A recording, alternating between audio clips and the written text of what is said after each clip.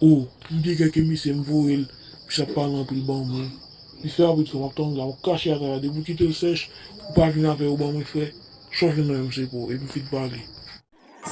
Eh, wè la fwe, mwen tout lò djou ta pale ou kabat mwen. Wè la mwode, mwen email dan nou zon nan la, mwen kouz avel, mwen mwode kouz avel sou bou kapon men. Wè la mse zi msou teritwa la, debou vina mwen dem la sel mwen ap chan bakado. Oui, debou vina mwen dem sel mwen ap chan bakado. Ay, mwen mi jè yi bouta depi ti ven mwen male pou. Ebe, email da la, mwen apre mwen avon kes kap bon sou li avan. Epi fèm pinin di sodja, debou di sodja la mbin la pou ton kalo. Oy, chale wap bay bas, chale wap bay. Ndou depo email da men, dem bak ton kalo te samdo. Men mwen sak di bat budo nou. Mwen konte di mbat kari, mdi mou vin no baka fe mwen.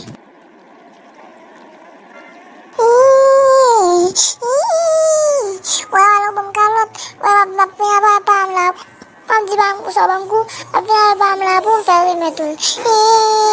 On yas gojo di alam ba yon poemen, wan dik vin nou bang ku, ene gade po de, ne pot kouten kwa sa avon kon wap wime tou, si pam bat ve mouta pou. Iyek, mwen bang net, e wap pale pou la vye papon la. Wap pale pou, de vin wap bat di men di bako. Net, nade ap mwen kouwa mette la jodia, matan. Bonsoir papi, comment est en forme? Oh, bonsoir. Je la mbaye qui est, on rentre dans je rentre dans le monde, ça frappé. Mbaye qui est, non? Mon papi, ouais, sorti, moi. Redline papa, le démon, moi, c'est ménage Redline. Qui soit dit là, c'est ménage Redline, comment c'est ménage Redline?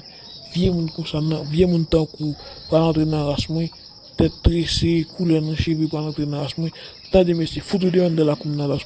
Ah, on va expliquer ça là. Et puis, côté Redline, mal grâce à elle. Oh, il va me faire la foutu de